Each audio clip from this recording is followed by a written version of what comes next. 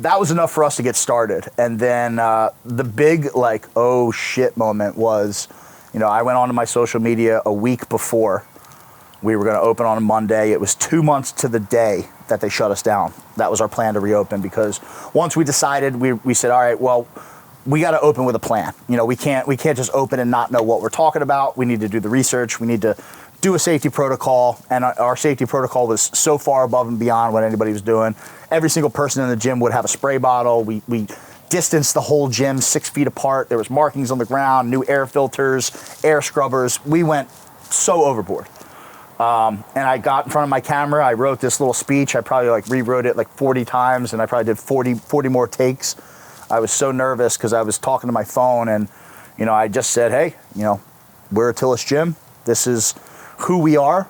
A lot of you guys know us. Some of you might not, but we're going to reopen our gym come next Monday. And here's why. And here's how we're going to keep people safe. And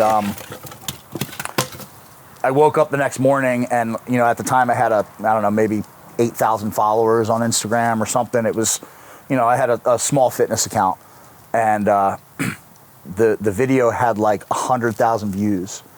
And that was like, oh shit.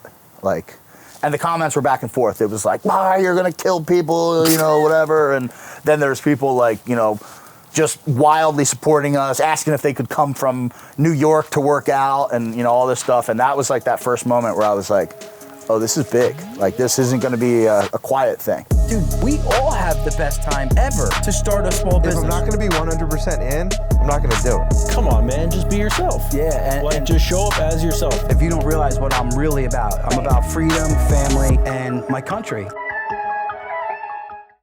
Ian, cheers. Cheers. Thanks for coming, dude. This is fucking awesome to have you. Happy to be here. It's an honor. For those of you who follow Ian, this show is really predicated on helping more people get to financial freedom. As a young guy, I had a very hardworking father, drove an oil truck, a mother who did activities. They played bingo with the old people, made like $8.50 an hour, and really struggled financially for a long time. And as I was coming up, I had other things go on in my life, but I got to be really chippy and got kicked out of school, and there wasn't many people as I started to come into the financial game who was willing to turn around and help me. And I said, once I have a couple shekels, I'm gonna do something to help people. And that's what myself and Evan and everybody who has helped us with this podcast knew that this was about. And you embody freedom. You embody getting to that financial freedom so they can't control you. Yeah. We talked about that sooner.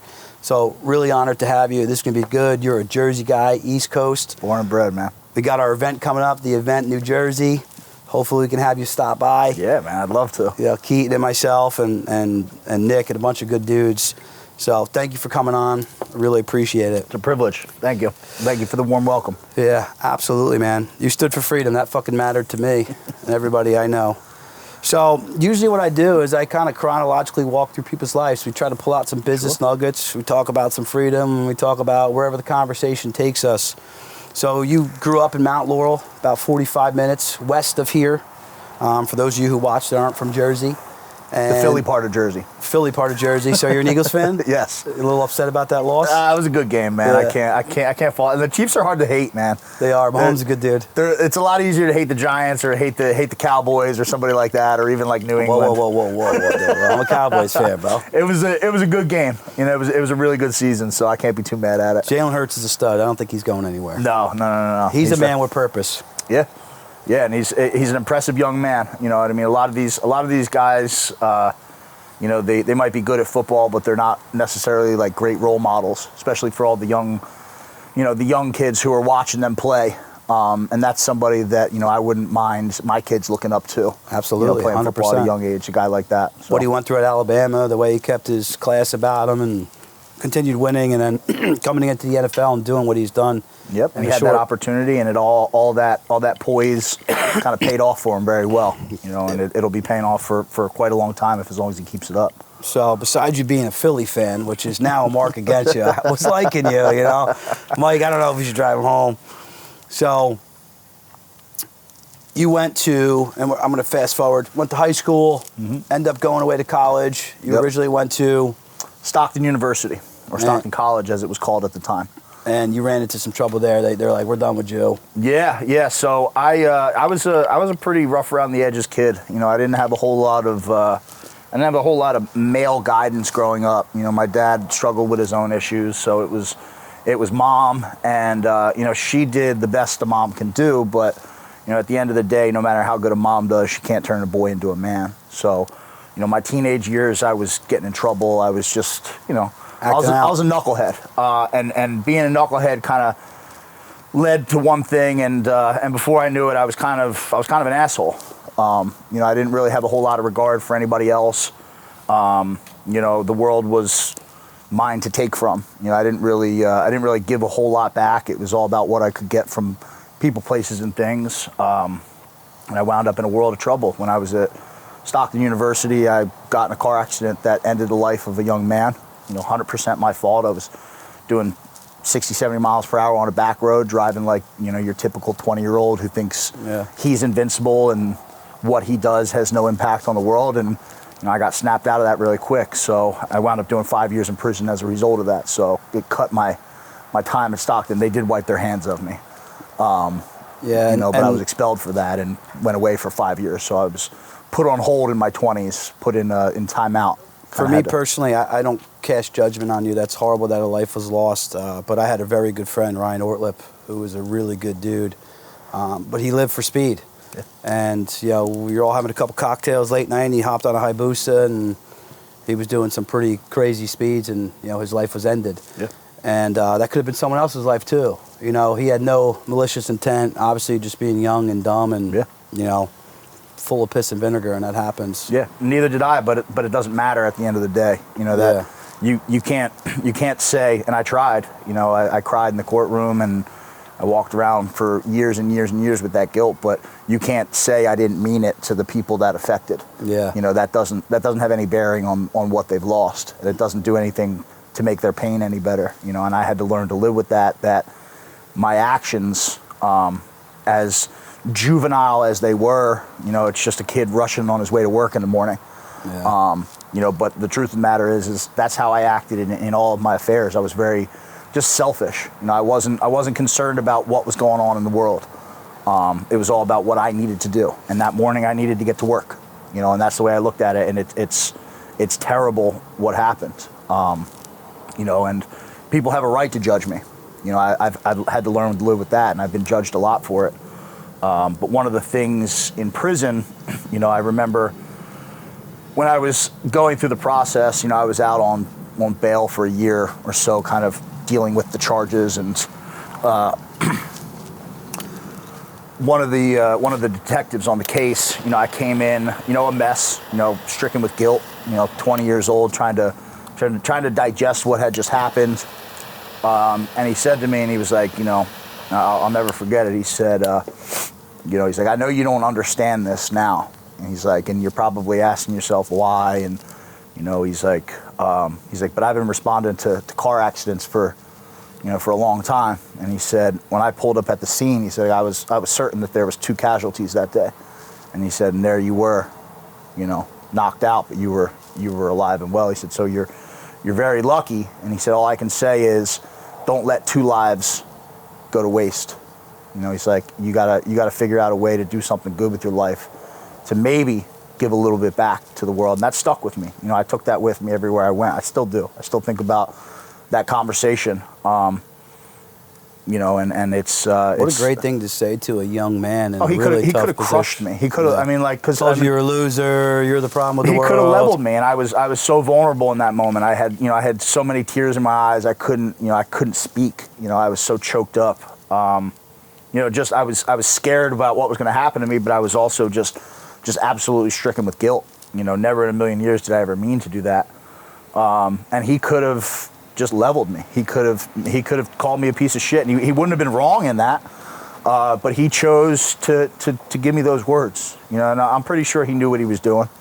You know what I mean? And that stuck with me for it's still with me till today. When I catch myself slipping, just kind of resorting to the easier way. Old triggers. Yeah, old triggers. Old patterns. People fall into old habits if you're not very conscious of it, and that voice pops into my head. and it rings as loudly as it did in that moment. It's really impressive to hear you walk through it, because I know I've done this self-work of, Ryan was this kid who was, from a family who didn't do well. Then I was classified with ADHD. They labeled me. Then I was acting out. Then I got kicked out of high school. So as you grow up as a man, you have to work through that stuff and say, I was an asshole. Yeah. I was a jerk off. I was doing things that were wrong, to get yourself to that next person who is the better man. Yeah. And I personally believe people like that guy are angels in your life. Like, that dude spoke something in you that to this day has you walk that line as you describe it. And yeah, I'm happy you shared that, dude. That's some good shit. It's super easy, and I say this when I speak. I speak a lot about the Atilis Gym saga, and people kind of like raved us as heroes. And it's super easy for me to talk about how cool it was when we told the New Jersey government to go fuck themselves. That's easy because people like that story. But in order for me to honestly tell that story, I do have to be honest about who I was. Yeah. Because people listening to that, everybody's messed up somewhere in their lives. Well, they were going to come after you anyway. Yeah. Yeah. But even now, in the aftermath of it, when I tell people that, I have to be honest with them about who I was, because it's too easy, and it's not real, me being like, oh, I'm the hero. And it's like, yeah, I've done some good stuff, but I've also done some very, very bad stuff. And that's an important lesson I think that people need to learn, because a lot of people walk around carrying guilt, and it limits them from doing anything better, because they start to think of themselves as a bad person because of something bad they did. Or they're too afraid to elevate in what others will say if they catch on that guilt, or what they did wrong, or they hide it. You know what I mean? And when you put yourself out there, you have to accept the good and the bad. And I remember another thing that was said to me. It was a family member of the young man who passed away in the accident. It was the day of the sentencing. This individual walked up to me and she handed me a card. Didn't say anything and walked away. When I opened the card, and this was like minutes before my sentencing, all it said on the inside was, "I don't hate you, I hate what you did." And that was another thing that stuck with me, because for the longest time, I just wanted to quit. After the accident, it was the only way I can describe it, and I say this all the time when I talk about it, is I was so checked out that my phone would ring, and it wouldn't even elicit a response to go look at it. Like, it was just a sound. You were disconnect. I was just wallowing in it, and stuff like that gave me some sort of footing to kind of make my way back and find some atonement for what I had done, and then be able to, with that atonement, move forward and actually, like the detective said, do some good, because I wasn't able to do that when I was just walking around carrying all that guilt with me. Yeah, and I don't want to speed your story up, but what you did with Atilis Gym, in my personal opinion, whether it's legal or whatever, the state of New Jersey tried to say, I thought you did a lot of good for the country, for standing up for freedom. Thank you. And I think that most people would say the same, and the majority would say the same. Yes, it's it was, to us at the time, it was very obvious that, hey, we need to do this. I remember those early days. We were a brand new business at the time. We were 9 months in. That's crazy. Yeah. My partner and I had bought this failing gym, and we knew it was failing. It was like 6 months behind on all its bills. It had about 100 people a day walking through. It's a 14,000 some odd square foot facility. 100 people a day is a ghost town. And we knew all that going in. And we worked hard, man. We followed the American dream: work hard, do the right thing, provide good service, and the business will grow. And it did, but 9 months in, we weren't prepared to slow down at all, so we kept working. We shut our doors, obviously, because even though we were skeptical, we didn't know enough to confidently stay open. At the end of the day, no one did. I was wiping down food. I was wiping my groceries for a couple days and stuff too. I had a 4-month-old son. You don't know. And then, but what we did was we kept going to work, because there was plenty of work to be done, and it was very jarring driving down the highway. Driving down I-295. I'm like passing the Morristown Mall and the Cherry Hill Mall, and these stores are packed, and then I'm pulling into the little strip mall that Atilis is in.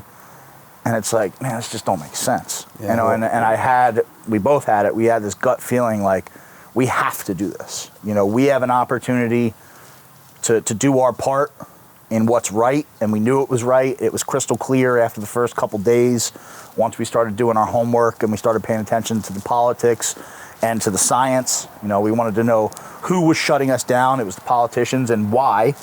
We were being shown, if you remember that time, people dropping dead, just falling over, and that death counter in the corner of every news agency. Death counter can't be good. Yeah, it was like, so it was very. Where's the death counter for this train thing that just happened?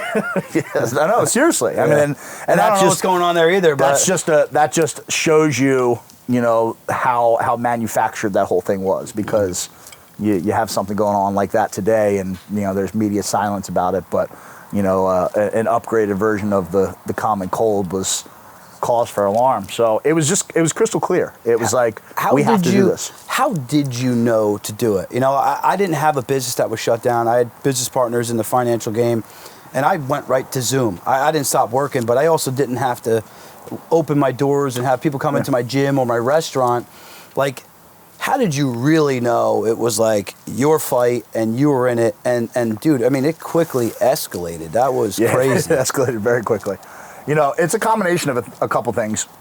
One was we had to face the really uncomfortable truth, and that was we were not going to survive this.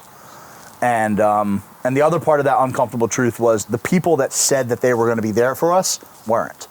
All these politicians, 14 days to slow the spread, we'll make sure everybody's good, and then they're not doing that. They're playing politics as usual. And there's no mention of help for businesses. And then when the help for businesses came, you read the fine print, and it really wasn't what they said it was. And then there wasn't really any money. It was being dispersed in rounds, but your bills were still being due. You got to pay it back in 3 years. Yeah, it was like, man, this isn't help. This kind of feels like a scam. It kind of feels like you're forcing a loan on me. Yeah. You're keeping me on the tit, dog. Yeah, you're shutting me down. And don't worry, I'll give you a loan, but you got to pay me back for the time that you're not in business. So all of it started to add up. We started paying attention to the science, like the real science. We went on sites like PubMed.gov where there's actual studies. And who runs that? I actually never heard of that. PubMed.gov is just a government agency. It's public medical journals. So it's all the studies and stuff like that. And we started reading, and it's like, man, like we're reading about this stuff called, this drug, whatever this drug that works and this drug that works. And it's like, well, we got options, and you're telling us we got to shut our businesses down, and none of this is making sense. And for us, the final straw was when they passed that stimulus bill.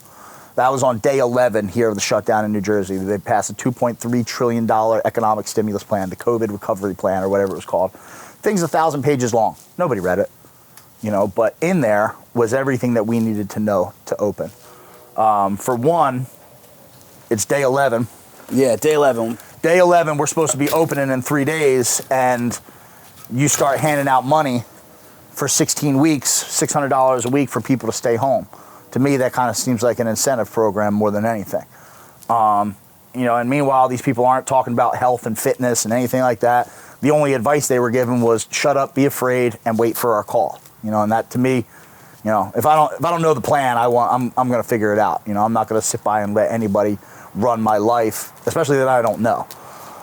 I think fear is a big motivator a lot of times, but it doesn't work for people like you and I. Because we may understand things that will come in our road, right? We talk about, we're on their platforms, right? It's the U.S. government, social media, YouTube, right?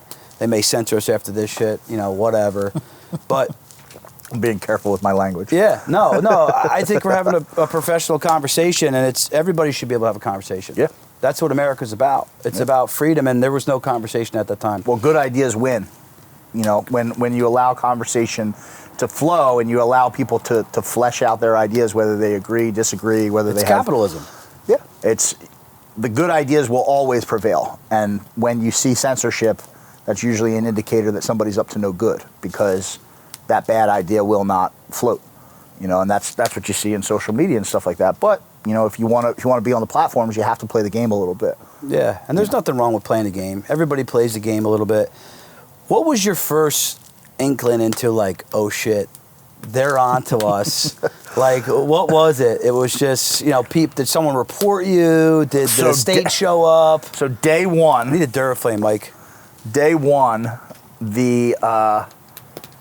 we're working in the gym, and we're doing some renovations. And afterwards, I was working out in my gym, 14,000 square feet, just me and my business partner. Cops come in, and they say, somebody took a picture of you through the window. They reported it to the health department. The health department called us, and they brought us in, and they wanted us to tell you that you're going to get your business license revoked and a $50,000 fine if you don't stop working out right now. And it's like, yeah, who's stopping me? Yeah, like, you're going to tell me I can't work out in my gym? Yeah, alone, I own this property. I own this lease. Yeah. I pay the bills here. I've never been late on a bill. I've never been a problem at all. And you're telling me you're going to fine me $50,000 because I'm doing some lat pull downs? And it's like, that was red flag number one. They were afraid of your lats, dude. They're a little big. Who's got bigger traps? You or Phil Rizzo? It's close. So that was red flag number one. Red flag number two was that stimulus plan, because in there, this is something a lot of people don't know. Not only were they were incentivizing people to stay home, but we read about the PCR tests. Okay, so the PCR test is not a test. It's not a tool for diagnosis. It's a research tool. If you understand anything about the way the PCR tests, and I'll give the rudimentary explanation for anybody who doesn't understand, it takes whatever material you have and doubles it. That's a cycle. And we were running PCR tests at 40 cycles to detect coronavirus. So you're taking one thing and you're doubling it 40 times. And if you do the math on that, it comes out to like 1.9 trillion particles. So that's why everything was coming up as positive. Yeah, they set it up to have that happen. But the federal government was paying the states to get positive tests. For every state, they were getting different payouts. In the state of New Jersey, every single positive COVID test reported was $18,000 of federal funding. To the state. To the state. Discretionary COVID funding. That went right into Murphy's pockets. So that was enough for us to say, all right, we're doing this. Murphy needs some money, man. He's hurting. Yeah, he's hurting out in Red Bank. Rumson, Middletown. Rumson, whatever. That was enough for us to get started. And then the big, oh shit moment was, I went onto my social media a week before we were going to open on a Monday. It was 2 months to the day that they shut us down. That was our plan to reopen, because once we decided, we said, all right, well, we got to open with a plan. We can't just open and not know what we're talking about. We need to do the research. We need to do a safety protocol, and our safety protocol was so far above and beyond what anybody was doing. Every single person in the gym would have a spray bottle. We distanced the whole gym 6 feet apart. There was markings on the ground, new air filters, air scrubbers. We went so overboard. And I got in front of my camera. I wrote this little speech. I probably rewrote it 40 times, and I probably did 40 more takes. I was so nervous because I was talking to my phone, and I just said, hey, we're Atilis Gym. This is who we are. A lot of you guys know us. Some of you might not, but we're going to reopen our gym come next Monday. And here's why. And here's how we're going to keep people safe. And I woke up the next morning, and at the time I had maybe 8,000 followers on Instagram or something. It was, I had a small fitness account, and the video had 100,000 views, and that was oh shit, and the comments were back and forth. It was why you're gonna kill people, whatever. And then there's people just wildly supporting us, asking if they could come from New York to work out, and all this stuff. And that was that first moment where I was oh, this is big. This isn't going to be a quiet thing. But in that moment, I also realized that we were given a gift. It was the right message at the right time. People were willing to get behind it. And you got tactful from there. Yeah, and it was about, okay, all eyes are going to be on us next week.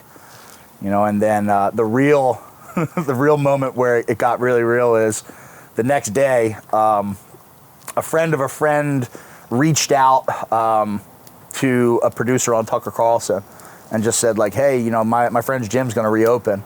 And I got a call. I was training the client in the gym, And my phone rings. It's like a Washington, D.C. number or something. And I'm like, the hell?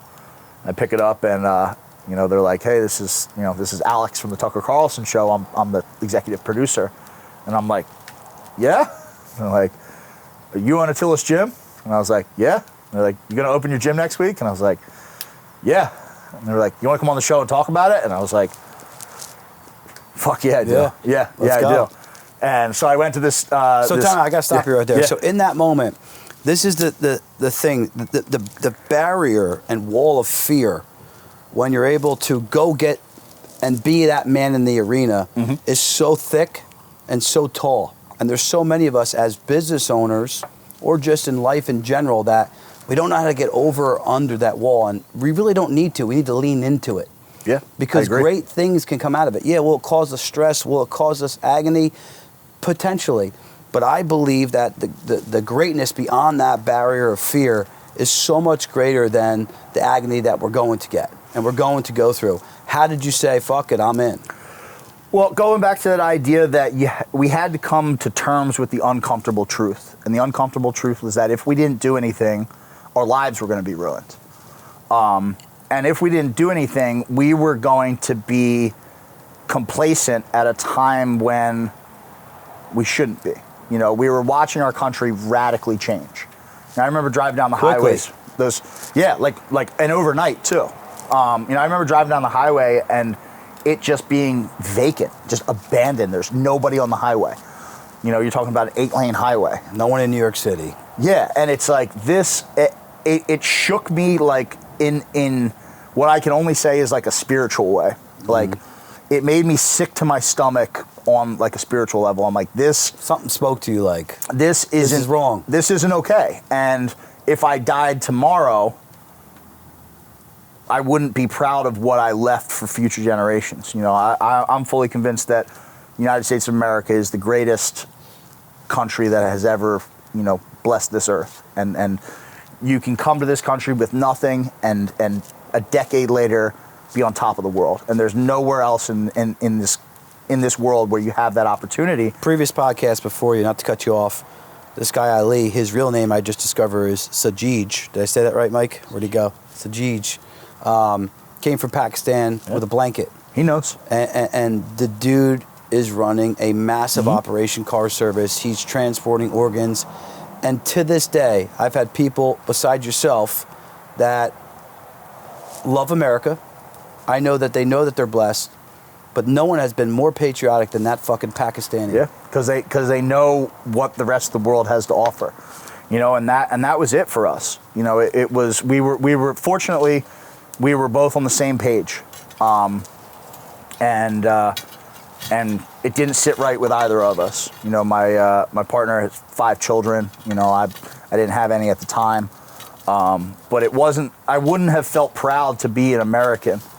Because I look at this country and I say, man, this country was founded by some real rugged people that bet heavily on themselves. Yeah, took risk. Yeah, they took risk. I mean, the first couple boatloads, they came over on wooden ships with no navigation across the open ocean, and the first thing they had to do when they got here was build a house. That's betting on yourself. Yeah. That's going all in. That's going all in. And it's like those are the people that we come from, and that goes no matter who you were from, no matter what race you were from. Somebody in your bloodline struggled to give you the freedoms that you enjoy today, and how disrespectful of it is you to be like, that's going to inconvenience me to stand up and do the right thing. You got people that died for this country on a regular basis, who have fought in wars, who have died at 18. To preserve your freedoms, and you can't stand up to your local government when just to open your fucking doors. For yeah. Your place So of for us, it was an easy choice. It was a very easy choice. Now, it doesn't mean it wasn't a scary one. Excuse me. It wasn't an easy choice. It was a simple choice. There were not a lot of options, and it was very clear what we should do. Did we want to do it? No. I would have loved to just keep our back door open, stay quiet, but it wouldn't have sat right with us, and, you pay 2 prices for freedom. You pay the bad price, the horrific price, war, violence, conflict, death, and death. And that, people have paid that price in this country. And then you pay the price for freedom every day. And that's that small price. And that's that price of inconvenience, you know, of sacrifice. Of sacrifice. Sometimes it's big, sometimes it's small, but at least bullets aren't flying at you. So you're a lot better than the guys who go and defend our country, you know, like that. So yeah, that was an easy fight versus what others who came before us had. And that's not to say it wasn't scary, but anything good worth having comes at a price. You know, I'm not a cliche guy, but freedom ain't free. You know, and that's as true as it gets. You know, so we saw it more as our obligation. It wasn't a matter of we want to do this. It wasn't a matter of I'm scared. It was we have to. We have to.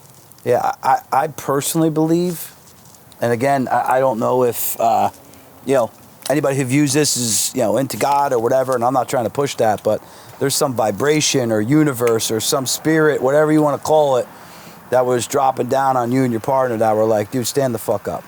Yeah, and it was. I viewed it, especially from the past that I've had, I viewed it as my opportunity to do something good. You know, because I've, like I said, I've done a lot of bad things in my life. You know, I've made more mistakes than the average person. A lot of people have. They just don't admit them. Yeah, and that's fine. You know, but for me, in order for me to be happy with my life, I knew this was my opportunity to do the right thing when it was so easy not to. I could have got some PPP loans. I could have, you know, I know people who, you know, and no judgment, I know people who, you know, they didn't even need them and they got loans and they kept their mouth quiet and they kept their business closed, you know, and they rolled right into 2022 like nothing happened. For us, that wasn't going to sit right with us. And it was just, hey, here's your opportunity to do the right thing. You felt hypocritical if you did that. Yeah. And again, I pass no judgment on people who took it either, because I had a ton of clients that had, and they needed it. You know, some of them needed it.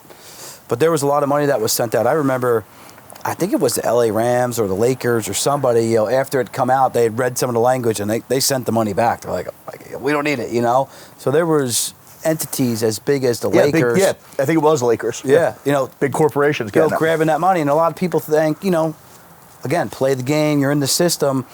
But then there's people who I believe are the outsiders, call them rebels, call them troublemakers, call them rough around the edges, however you want to classify them, I don't give a fuck. But they're people who stand up for their morals and ethics, and especially as Americans, stand up for their freedom.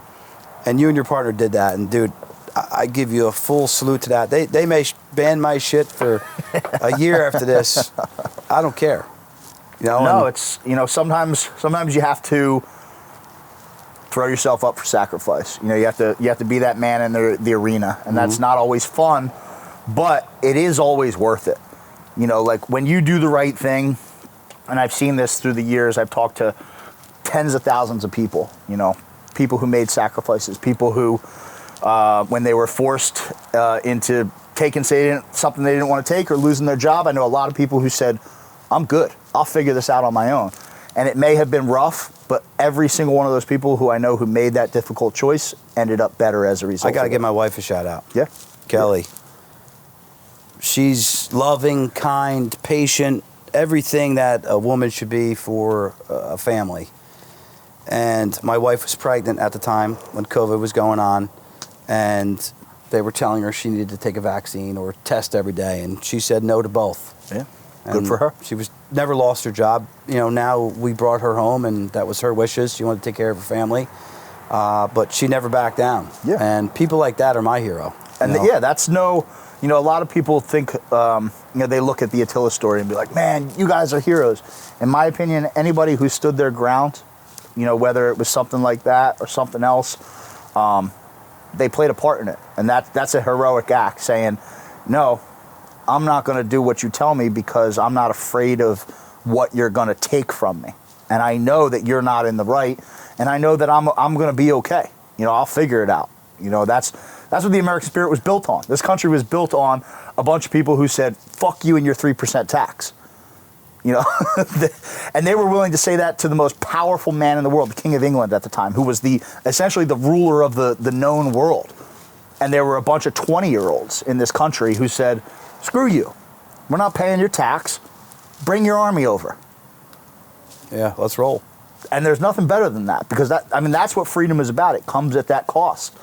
You know, and those men. Sadly, you know, those no men one and wants those to go women, do that. No one wants to. Those men and those women, the founding fathers, the sons of liberty, you know, the people who fought in the Revolutionary War, the women that supported them, a lot of people lost their lives. A lot of people lost all their wealth. You know, there were people who came to this country and who had a ton of wealth, and they were killing it. And they were, you know, they were a revolutionary, and they lost it all. But in the end, look what they set up. Exactly. Yeah, and I want to make this fully clear. I still believe, by a long shot, the United States of America is the best country in the world to go obtain financial freedom. Absolutely. Ali is a testament to it, man. Yeah.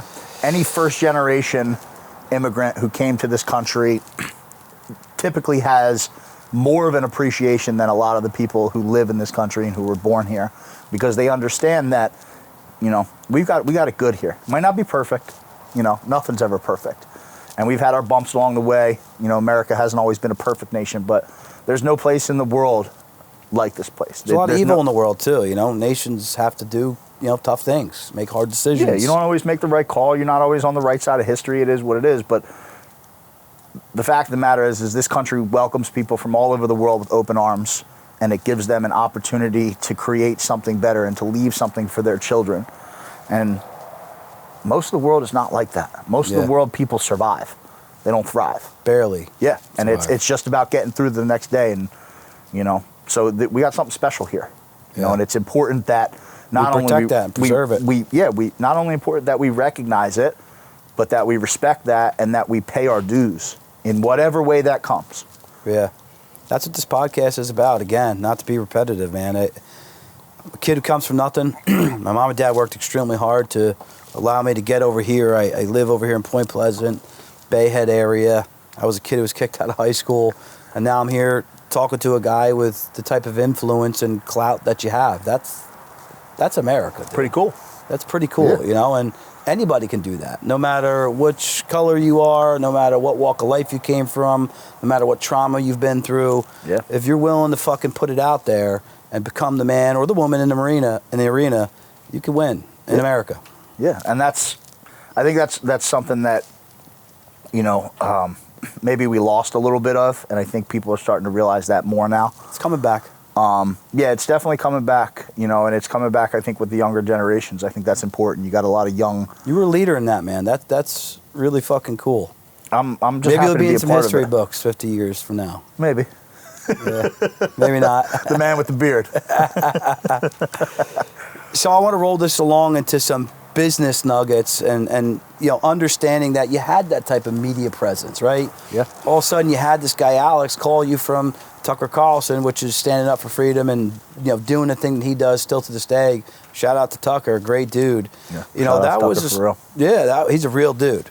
You know, that was some scary things that he was doing. I you know, again, I don't want to quote exactly what happened, but I know there was people, you know, coming onto his house, and He's they had were to move twice, I believe. Yeah, they were tapping his phones. The New York Times doxed him twice. Yeah, You know, and it was to the point where, like, he was no longer safe. yeah, that's You know, scary. and his family was no longer safe, and he goes right on into it. But yeah, I mean, when Tucker threw the can of gas on the fire, you know, we Yeah. were hoping at the time, for like one, like Fox 29, the Yeah. local outlet. Some local outlets. Yeah, I mean, that was all we were counting on, because we knew, you know, we didn't understand what was going on, but we understood that we weren't being told a lot of what was going on, and that, you know, maybe these people didn't have our best interests. So we knew we needed some coverage, and we were hoping for one. And then, you know, that call, I remember that interview. You know, drove to Philly, did a little satellite studio, and I'm sitting in this dark room with a city backdrop behind me, and they got me all mic'd up, and I'm looking right into the camera, and it's just a camera and a screen of me, and I can hear Tucker, you know, his opening monologue, and, you know, you hear the music come on, and Tucker's, you know, talking about, you know, a New Jersey gym, you know, is set to open next week, and my heart started beating so loud that I could feel it in my ears. Mm-hmm. And I don't remember much of the conversation. But you killed it. It flew by, but I remember one part, and he was like, "You are on the most watched cable news show in history, and you are about to openly defy your governor's orders to keep your business closed. Are you prepared to do that?" And yes, just came right out. I didn't even say it. It just No came, hesitation. It came right Muscle out. memory. Yeah, it just right out. Yes. And in that moment, I was like, that's when it got really real. But in that moment, I also realized, hey, we have a tool here. We have eyes on us. And we have a lot of eyes, because my phone was like sitting on the table and it was like vibrating off as the show was going on, because everybody reacted instantly to it. And talk about the eyes, because when you're in this moment, anybody who is tactful and strategic needs to understand, I'm fighting for something which I believe in, and at the time, you and your partner believed in freedom. But I also need to be wise and understand that I could convert and monetize these eyes, whether it be now or in the future. Mm-hmm. You know, how did you start to position yourself to do something greater with it later, as well as protect yourself? Because the eyes were helping somewhat protect you. Yeah, you know, so originally, you know, that night, I think my Instagram jumped up to 30,000 followers. So I think I gained like 20,000 followers from that episode. Wow. And I was like, like I've got something here. Like, people care about this story. Like, we're not going to get smashed and thrown to the side. Like, I can show them what's happening. And throughout, as the battle just kind of escalated, because it escalated very quickly and very kind of aggressively. What was the first aggressive move that was towards you after that? Well, first day. We camped out in the gym overnight. We opened the doors on Monday morning. The parking lot had several hundred people in it. American flags waving, Gadsden flags waving, Trump flags waving, Sons of Liberty flags, and our members were wrapped around the building. You know, and we had a normal day. Police were in the parking lot, and about 12 o'clock that day, the crowd got all loud outside, and the cops were at the door, and, you know, we came out, and... Media was there, right? Media was there. I mean, Pete Hegseth from Fox News was there. He spent the whole day with us. And I had to quiet the crowd down, because they were like, they thought the cops were going to do something. And the then captain of the Bellmawr Police Department, you know, he said, in the clip somewhere on the internet, he goes, you know, I'm here to let you know that you're all in violation of an executive order. And the crowd like got all mad right away. And he put his finger up and he was like, on that note, everybody be safe and have a nice day. Yeah, he walked away. And he walked away. And we were like, we won! And then like 15 minutes later, like the second lieutenant came and gave us our first citations.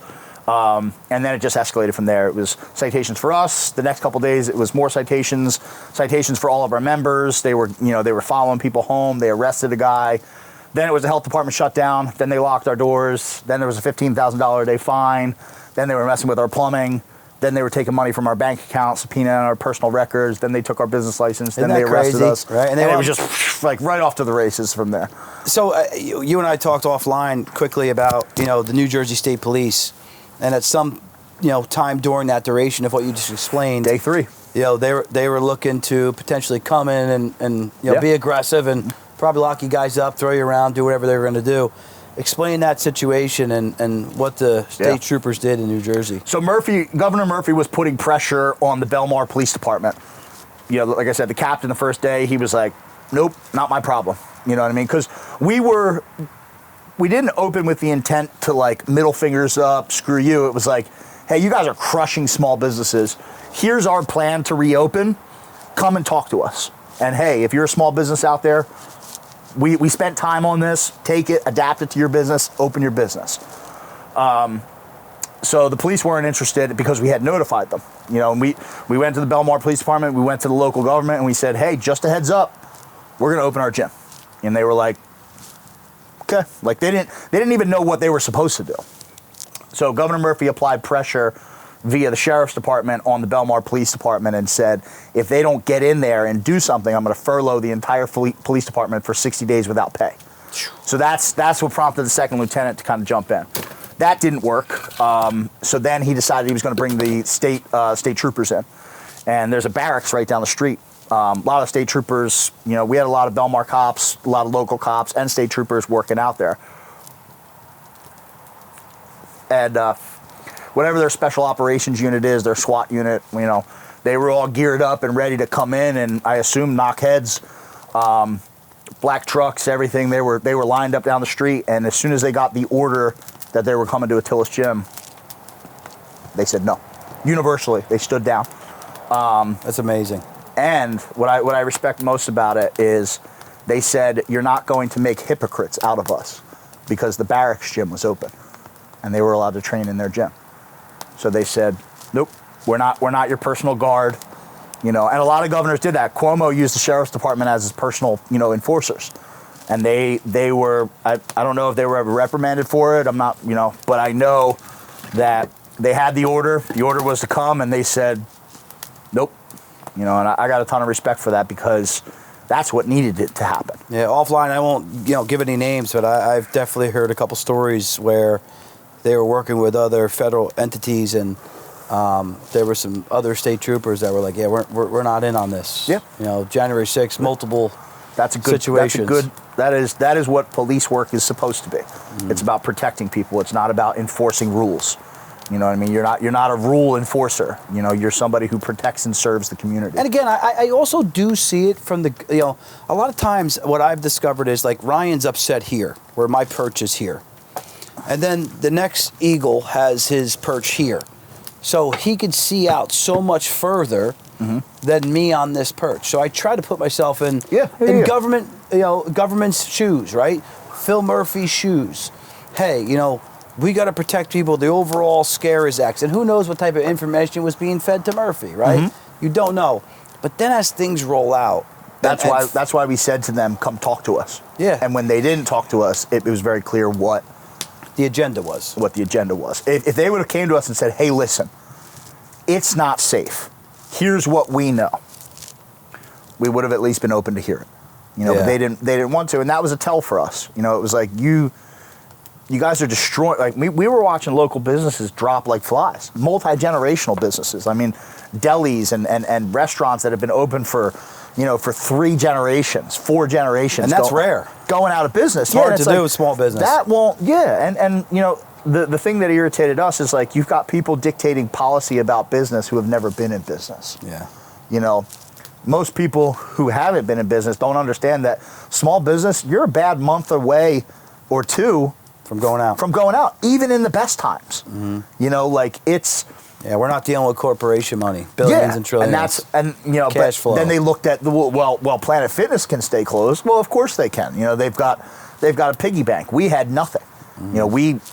We put all our eggs into the basket to open the gym, and then any penny we made went right back in to make sure we improved it. Yeah. So or you were keeping the bills paid. 9 months later, we had a nice gym going, but there wasn't any money in the bank. It was all going to bills and and improving the business so that we could have something greater down the line.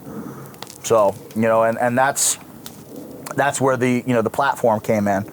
And once I realized the power behind that, I said, all right, because we were angry. I mean, we were angry that you're shutting our businesses down. So it would have been much easier to go on Tucker Carlson and say, fuck the government, and we're not going to back down for anybody. But we approached it in a way where we were open-minded to hear your side of the story. Yeah, and come talk to us. You know where we're at.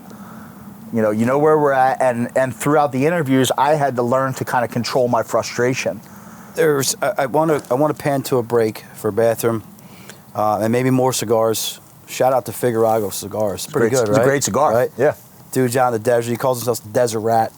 He's a really good dude. True nice. American. Good, mild cigar. Yeah, very good. Shout out to Frank. We'll take a break, and I want to come back. People didn't understand, actually, because you and your wife weren't talking about it, the frustrations that you had going on in your own personal life on top of this. Yeah. So when we come back after the break, I'm going to get into that a little bit. Let's do it. So jumping back in, you talk about frustrating times. What most people didn't realize, and I didn't know that until tonight, you had a wife at home that was battling cancer. Yeah. And some tough things that you were going through. You guys were trying to have some children at the time, and if you would be willing to share some of that, because I think a lot of people paint you in a light. And what I think about people who are tough, and I'll give a shout out to my father-in-law, he battled some really tough cancer, and his job at American Express never knew. Some other people that were distant from the immediate family never knew. He put his head down and went to work every single day.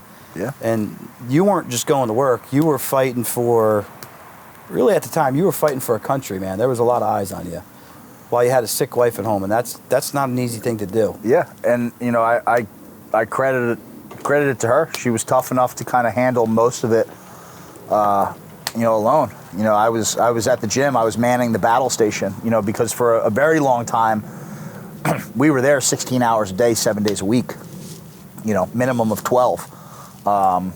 We weren't charging members, so we weren't bringing it home any real income. We didn't have employees. We had, volunteers. So a lot of times it was like, hey, ain't nobody to run the gym except us, and part of staying open was always being open, because we weren't going to give them an opportunity to catch us with our pants down, closing the gym early, and the media was on you now. Yeah, and the fight was at its peak. I mean, there was a point where, we took the doors off the gym to prevent them from locking the doors, and we were at the gym for... Explain that a little bit. You mean took the doors off?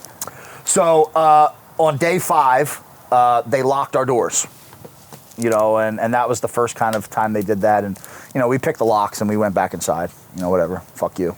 Yeah. But the second time, and this was all court orders and judges, and we had lost in court, we lost in court, just another day. And the judge said, I want you to go lock their doors. I want you to fabricate a metal barricade. I'm sorry. So they had, back it up. They had locked our doors, and then they had arrested us. And boarded our doors up. So the next step, they had arrested us and they wanted to lock our doors again. Excuse me, I got it all messed up. They were coming to lock our doors for the second time. So I remember sitting there that day, and there was a lot of other business owners who had opened and were fighting different battles. Nothing got as much attention as Atilis, but we were far from the only people, and a lot of us networked, and we're all small business owners, and we were all fighting different battles, and we couldn't help the people in California because Governor Newsom was utilizing different tactics to shut them down. But we'd talk on the phone and we'd kind of work through it, and at least be there in confidence for each other when we were scared and when we were upset. And shout out to Lou Uridell. Lou Uridell was the first gym owner in the country to open his gym out in LA County. He was arrested for it. Fortunately, he found a way to kind of get through it. He had a chiropractor in there, and, doctors' offices were exempt. So, boom, he was able to get through it. But, he... using the system right. Yeah. Utilized, some people were able to do it, and more power to them. So I'm on the phone with Lou, and I'm like, he's like, what's going on? And I said, they're coming to lock our doors again. I don't know what the fuck we're going to do. And without hesitation, he goes, take them off. And I kind of like laughed. I was like, and I was like, he's like, no, dead serious. I was like, well, wait a second. That's a good idea. And I went to my partner, and I'm like, Lou said we should take the fucking doors off. And he didn't say a word to me. He was like, he had like a scowl on his face. We're all pissed off. We had just got our asses kicked in court again. Zoom court, which isn't really court, but he walked away, and I was like, all right, well, I guess it was a stupid idea. And like 2 seconds later, I hear like zzz, zzz, zzz, and the doors come off. And Can I ask you, were you wearing a First Phorm t-shirt to Zoom court? Yeah. Give a little shout out to Andy. Of course, man. First Phorm. Of course. I mean, First Phorm supported us very early on, and they were a company that was relatively unaffected, and they didn't need to get in the fight, and they took us in with open arms, and they helped us do a lot of good too. We did some charity events that First Phorm sponsored. We did veterans outreach workout. We raised like $100,000 for veterans in the middle of the fight. But we took the doors off, and we were like, well, gym's open 24 hours now. So we were open for 24 hours a day for over 40 days before they finally arrested us. And that was our way of saying, like, every time you want to escalate, we can do that too. You want to be unreasonable, we'll show you unreasonable. You're gonna lock our doors. Well, you can't lock the doors if there's no doors. Yeah, we'll take the windows out if we need to. Yeah, and and they eventually locked us up, and they put a barricade up, and a couple days later we kicked it down and went back in. And that was our strategy the whole time. It was, you're not going to shut us down, no matter what the consequences are. You are not going to take what I've worked for my entire life. Yeah, and it's again, you're dealing with people who have never been in business, who are telling you how you should run your business. And it's like, man, I'm not, at the time, I was just a small business owner. I didn't have multiple sources of income. I wasn't, I hadn't hit that point of financial freedom where, I could be like, well, I don't need that. I'll shut my business down. So it was life or death for us, and that's all the decisions were very easy because it was that or lose everything. And that's a nugget actually for business owners is the fight that you're in to obtain that financial freedom is business ownership. Like you said, It's what it is. Month to month, COVID aside. Problem after problem. Problem after problem. Like there was a girl I was coaching today, Lauren, she's going to be launching Real Life Labor RN where she's doing, dual services. And I said to her, Lauren, it's only going to get harder in the sense of problems. Oh, yeah. The only thing that And changes bigger. is your mental fitness becomes better. Your work flow state becomes better. Your efficiency at solving problems becomes better. That's what And business ownership is, really. It's just solving problem after problem. yeah, and you were doing two things at the time. You were fighting for freedom, but also fighting to be a small business owner and pay your bills. And that's quite impressive. I want to move this along off the gym and all that fight you went to and move into the next portion of your life because a lot of that stuff is gone. You're off probation. The court shit's behind you. And again, what I've discovered quickly tonight, you're well-spoken. You're intelligent. Thank you. Your understanding of history is very vast. And a lot of people who may come at you sideways, and I do have friends that watch this that are on the other side of the aisle. My estate planning attorney, Mike Gorman, is probably one of the most intelligent guy when it comes to taxes. Him and I don't agree on things, but he watches the show.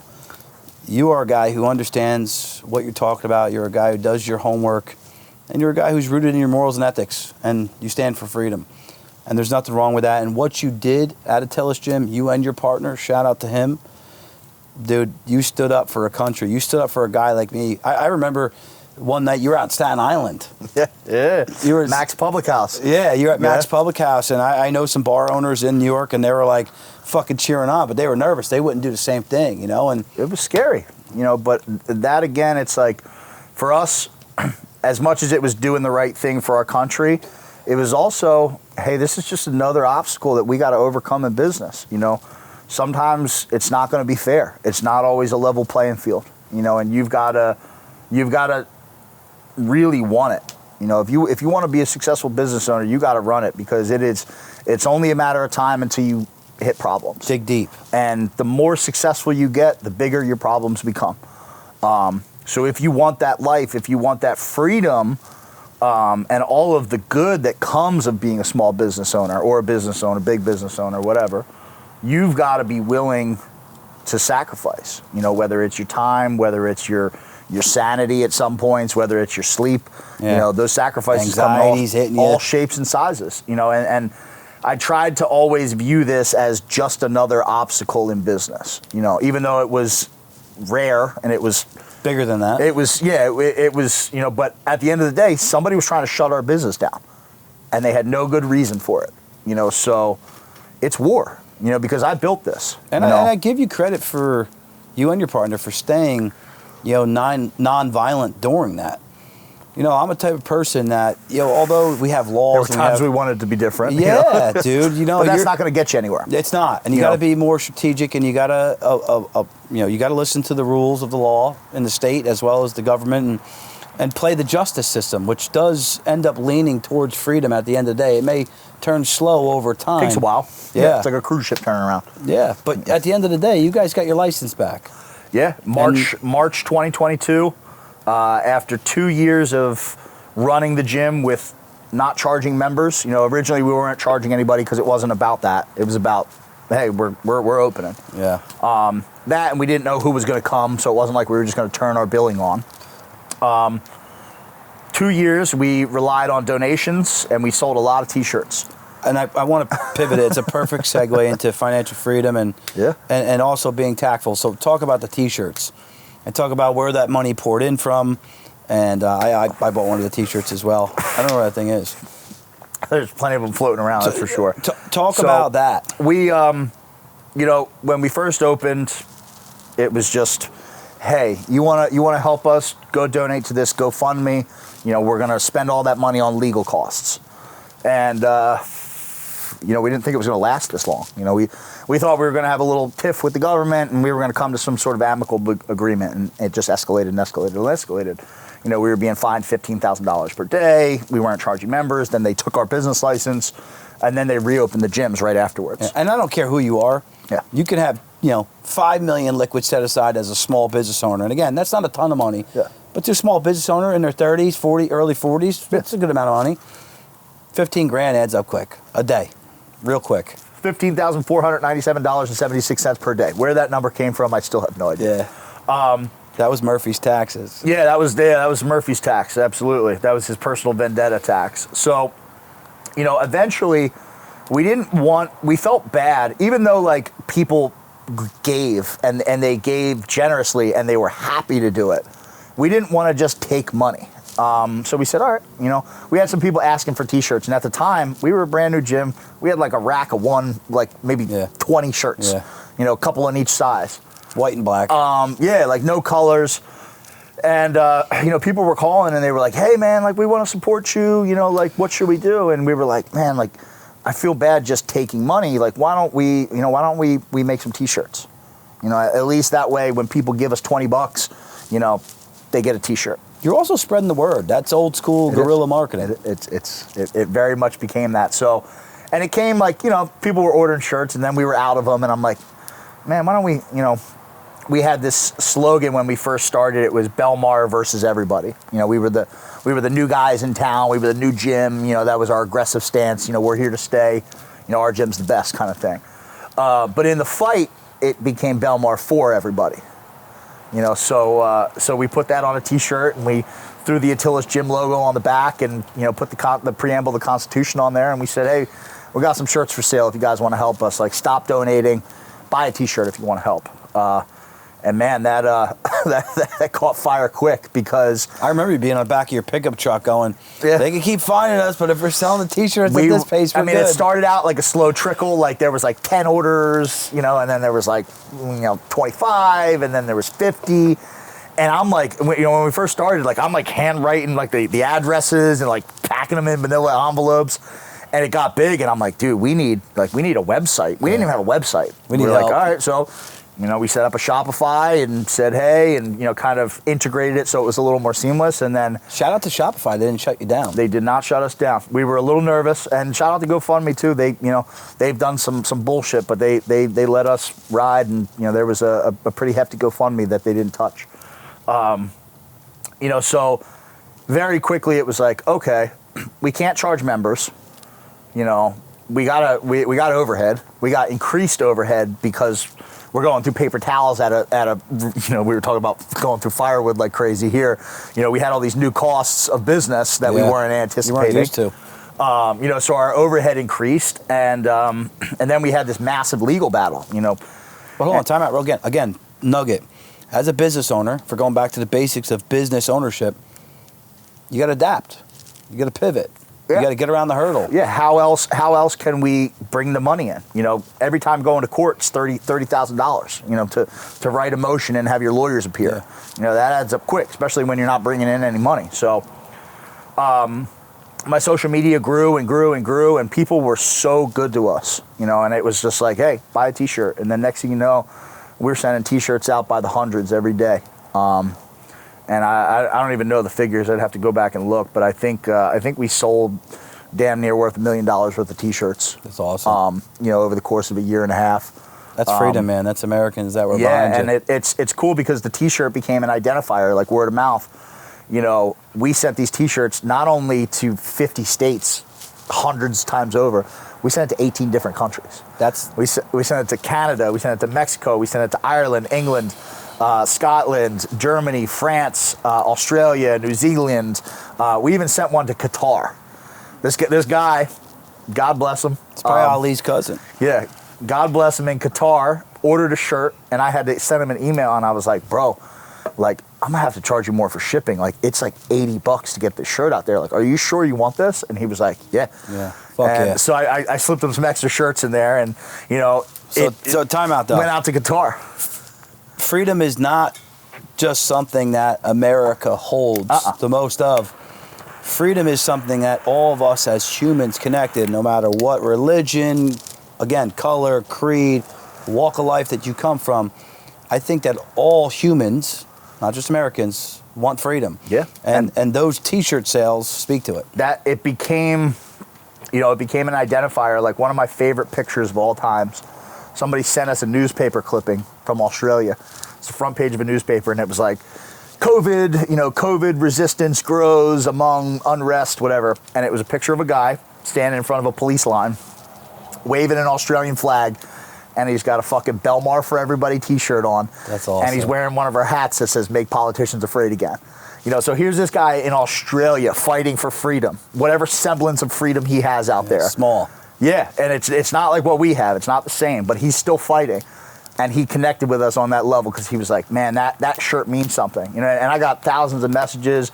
I remember a video I got from a girl who's a friend now, and she sent me a video on Instagram, and she's like, hey, I'm just out here in Northern Cali, walking through the woods. I got my Bellmawr for everybody t-shirt on. I'm taking a hike, and she's like, she pans the camera to the side, and she's like, I met a friend, and it's some other guy hiking with a Bellmawr for everybody t-shirt on. And That's she's like, we've been sitting here talking for like 45 minutes. She's like, I would have walked right past him on the trail. She's like, but I knew he was of the same mind. He had that shirt on and I did. And she's like, we've been talking for 45 minutes. She's like, I just made a friend because of you guys. So it was pretty cool. You were and creating connection. Yeah. And the t-shirt was a way for us just to navigate the muddy waters we were in. We had to find something, And at the end of the day, that's what business is all about. They really only got you on probation. Contempt of court, I think we talked about. Yeah, contempt of court. They put us on probation for a year for the crime of taking the doors off. Yeah. Apparently that was illegal in some way. Yeah. So yeah, we did our year on probation, and it all eventually got resolved. And the gym's still open to this day. And it was the best business decision that I've ever made. I know that, and I think I can speak for my partner when I say the same. Because we wouldn't be sitting here. God knows where I would be. I'd be wallowing in my sorrows somewhere, probably blaming the world for all my problems. And I would have been right to blame them, but I had a responsibility to protect what I built, and I had a responsibility I signed up for business. Business ain't easy, We didn't expect a nationwide shutdown to be a problem. Working for someone ain't easy either. No, it's not. And but you can go into business and there's going to be a million different problems. You can have supply chain issues. You can have this. You can have whatever everything. it is. Lawsuits. But you got to be prepared to do what it takes to be successful. And to figure it out when you don't know. So, rolling this out towards the next piece of the podcast, and then we'll roll to an end over the next few minutes.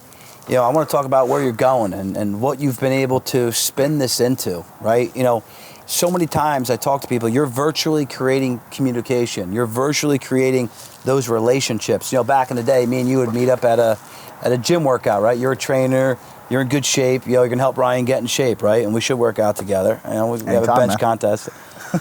You had to go out and do that. And again, I think you should still do that. A lot of people lack human... Got face-to-face contact. Face-to-face... It's a lost art these days. Yeah, especially the young people. If I could give you any advice, learn to just be okay communicating like this.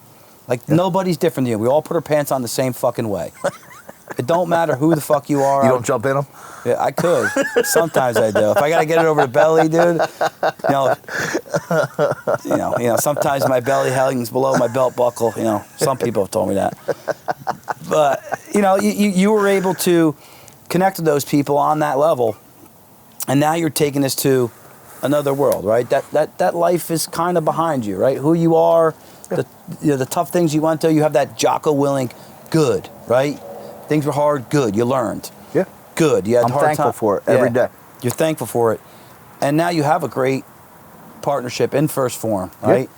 As well as your CBD company, as well as your wellness, gyms that you're a part of. Yeah. And many other ventures that you're going into. We were talking about, the things that you're going into for men.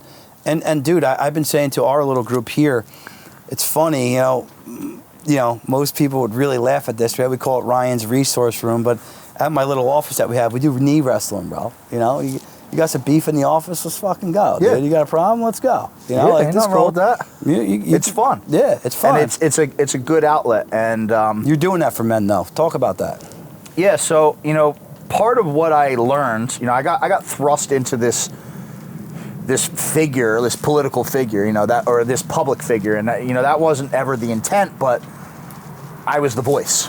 I was the guy that was in front of the cameras. I was the guy that was on Tucker Carlson. I was the guy who was, in front of my phone, talking about the updates. I became the face of the brand during this. And as a result of that, my network exploded. I grew to, 1 million followers across, social media and stuff like that. And in it, people started coming to us and saying, hey, can you come out to this event for us? Can you come speak and tell the story of Atilis? Can you come to this protest? A lot of times it was little stuff here in Jersey, but then it grew all over the country. And the one thing I realized when I would go to these events, it was like 9-to-1 women. And I would go there and the women would be like so thankful that a strong man showed up. And I was like, what do you mean? Yeah, where's the rest of the men? Yeah, well, I didn't know. I'm like, what do you mean, thank you? Like, don't worry, it was a 20-minute drive. They're like, no, like, thank you for being here.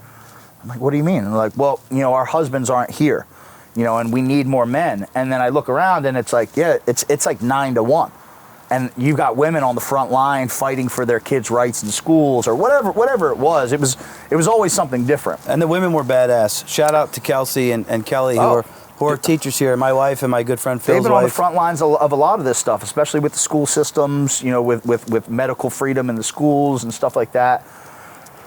So I was like, well, what do you mean? Like, what do you mean the men aren't here? Well, and I got a lot of the same answers. Well, my husband, he's not really interested, or he's busy, or he's this. And, and I noticed that more and more everywhere I went, there was these women who were diehard for freedom. And I'm like, well, you guys aren't supposed to be on the front lines. Men are supposed to be on the front lines. They're supposed to be out in the trenches. Like, that's not a woman's job. Women are good at things that we're not good at. They're better communicators and they're far more organized and they can pull everything together, but they shouldn't be out in front of the State House in the blistering cold in December fighting for their kids' rights in schools, at least not alone. So I noticed that and I just wanted to figure out why. Like, where are all these guys at? And I saw that, a lot of men had checked out. They were just kind of too busy.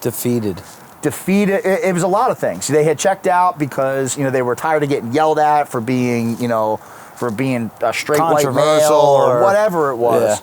Yeah. So they just say like, fuck it, I'm going to go watch sports, and whatever. But through the COVID crisis and the resulting sort of pushback from it all, men started to step up little by little, but what I saw was that a lot of these guys didn't even know where to start.